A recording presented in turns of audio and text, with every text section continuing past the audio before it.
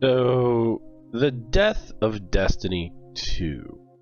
This video largely comes in response to Cross's video about how Destiny 2 needs to die. I've been thinking about this one for kind of a while, and a lot of what he said in his video really resonated with me as a long-term Destiny player and someone who's fairly hyped for Marathon and been a long-time Bungie fan. I started this kind of as a react video, but I think I kind of strayed away from that with all the thoughts that I was having. While this channel is currently intended to be focused mainly on Marathon, Destiny and Bungie are related, and there was a voice in my head that just would not stop bugging me to make this video. So we're going to take a brief detour over to Destiny land. A while ago, September I think, we were promised a roadmap for the future of Destiny, and we have still not seen it. And I don't think we're getting it until sometime after Marathon is out and the dust from that has settled. So here are some of my thoughts on this matter, as someone who's been playing this game for too long, probably, and someone who's been following Bungie as a studio for, oh my god, 20 plus years. I agree with Cross. Destiny 2 needs to die for Destiny 3 to happen, and the franchise to survive and eventually thrive again. Bungie cannot put development resources towards Destiny 3 in a meaningful capacity until Destiny 2 is done. They're a smaller studio. They've been through multiple rounds of layoffs, and that sucks. Hopefully, with Marathon, they do find enough success that they end up having the financial resources to expand their headcount again and be able to go back into growth mode. A hard part of this is that Destiny would have to go dark for some time. I think how long would depend heavily on the financial successes of the current Destiny 2 plan and Marathon. We will not get a roadmap for Destiny until the financial situation for Bungie, as decided by the current expectations for Destiny 2 and the initial reaction for Marathon, are known well enough for them to know what they can commit to. They probably have multiple roadmaps for multiple possible outcomes based on how Marathon's launch is about to go and how long they think they can keep D2 alive in its current form. Destiny 3 is inevitable. The Winnower has been set up in the background as this grand antagonist for the entire Destiny universe, and makes way more sense as an overarching villain, and could probably carry another 10-year saga, just like we had with the Light and Dark side. The Fate saga is actually very well structured for the situation at hand.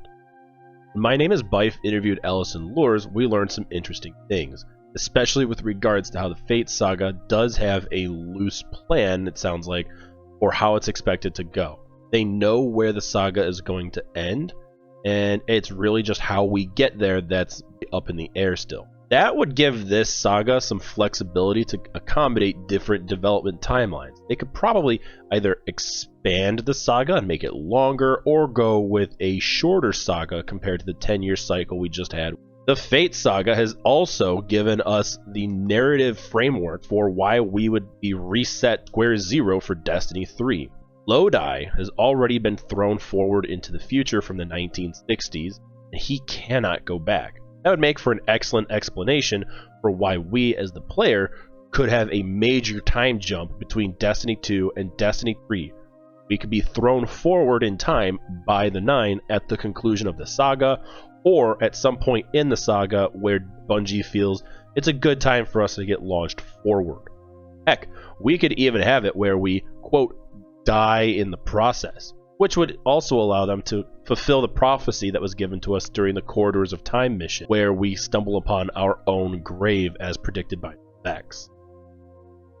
Marathon is built to be what Bungie needs to stay afloat right now.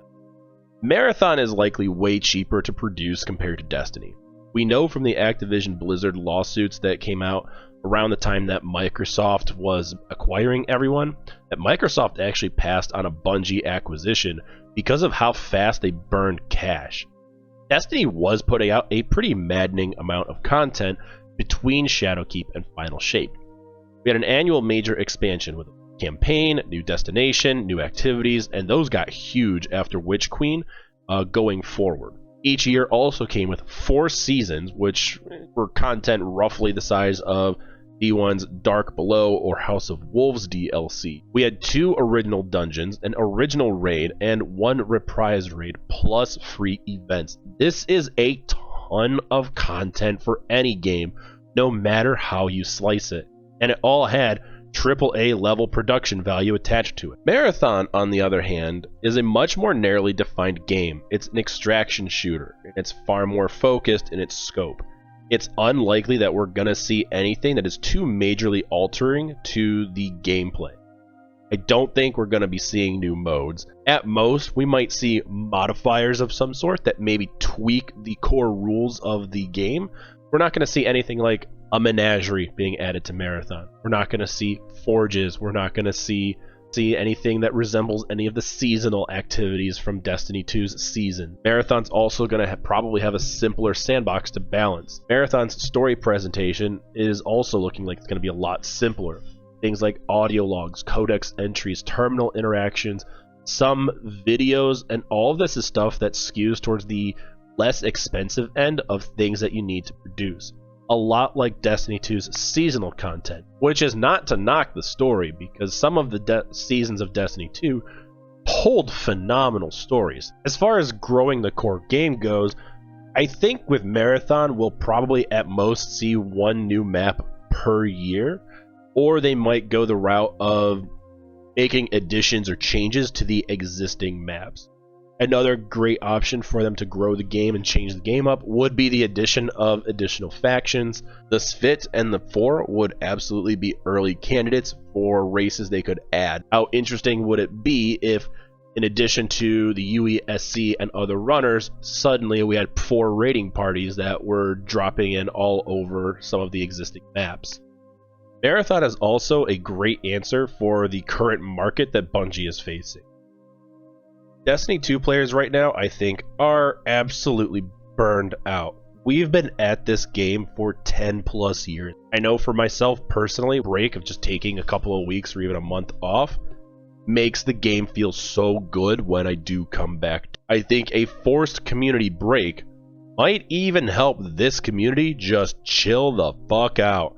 Because guys, this Destiny community is absolutely crazy. And I think Marathon is a different enough game that if you still want to keep playing a Bungie shooter, you've got something that's different enough that it's gonna feel like a break from Destiny, but it can still scratch that itch that Bungie's games just seem to scratch that nothing else can. There's also other games too, if anything out there catches your interest. Marathon's also coming in at a $40 base price, $60 deluxe, versus Destiny's $60 base and $100 deluxe. And let's face it, if you're playing Destiny in any serious capacity, that $100 deluxe edition is really the only option that makes sense, because you get all of your seasonal content for the year included in that purchase. Thanks to the crazy economic realities of the world we're living in and how strapped a lot of people are for cash, people have less money to spend on games. Convincing people to buy a cheaper game is actually a pretty good play on Bungie's part, so Marathon looks like a much more appealing option on that front. Marathon might also actually be better for your time. I suspect that Bungie's player base is on the aging side, so folks are getting older, they're having kids, they have jobs and other responsibilities eating at their time. There's just not as much time as there used to be to commit to gaming. Marathon has a faster loot cycle, which means that gearing up is going to happen faster.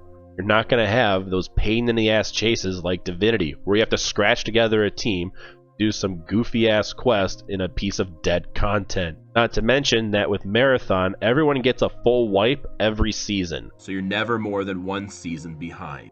Which is great, because having gone through long spells where I just wasn't able to keep up on playing Destiny, it can be rough coming back from an extended break where you couldn't play and just being way behind everyone else in terms of what gear and all that you got. Now, how about a Destiny 3 wish list? What would make this all worthwhile? Destiny 3 needs to come out, and it needs to have a full and cohesive story. It needs to have good gameplay systems, and it needs to have an endgame present. The technical structure for a hypothetical Destiny 3 should also take into account that this should be a long-haul game. D2's hard pivot to being the game for the rest of the Light and Darkness saga caused an awful lot of problems back in Beyond Light when they had to sunset half the game in order to move forward. The game should be built in such a way that sunsetting needs never happen again.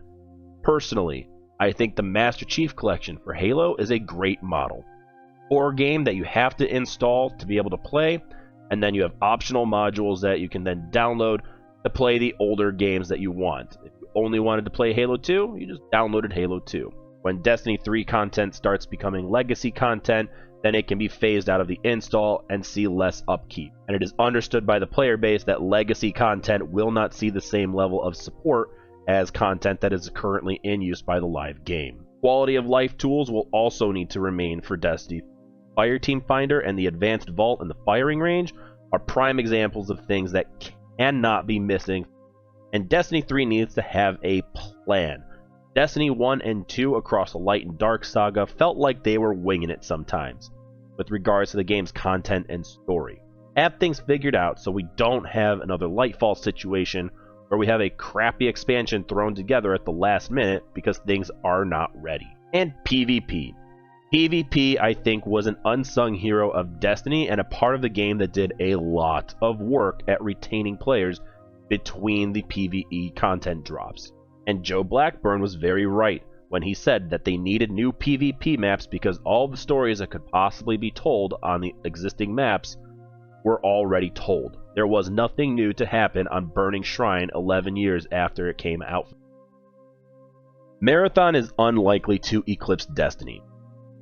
Destiny as a franchise is a way bigger beast than Marathon. There's far more material that could be used for outside media, spin-off games, movies, shows, books, comics, etc. Marathon's gonna be more niche than Destiny is, and while its lore is very deep, it's just not at the same scale as Destiny, and so much of that lore is insanely esoteric and out there, and doesn't really lend itself to telling a traditional story that adapts well to outside media. Yet, in the long term, the growth and earning potential of Destiny is far bigger than Marathon.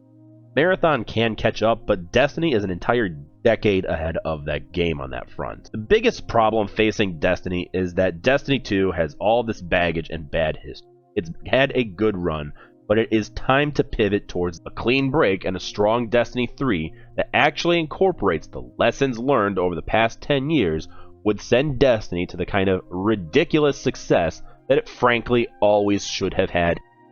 I love Destiny, but after so long, the drama, the missteps, it's just not my daily game anymore. And even with new content next year, I am not sure that D2 is ever getting there again. The world of this game is incredible, however, and I think unlike anything else out there, and I would love to get lost in it again. Hell, if my expectations are correct, and the Fate saga wraps up in the next 2 to 3 years, and we get Destiny 3 2 to 3 years after that, I think that would be magical. Because I can think of few things as wondrous as the possibility of tackling Destiny 3, revisiting one of my favorite worlds again, getting to explore it and its new mysteries and wonders with my own little lights by then. That's my hope for the future. Until next time, somewhere in the heavens, I'll be waiting.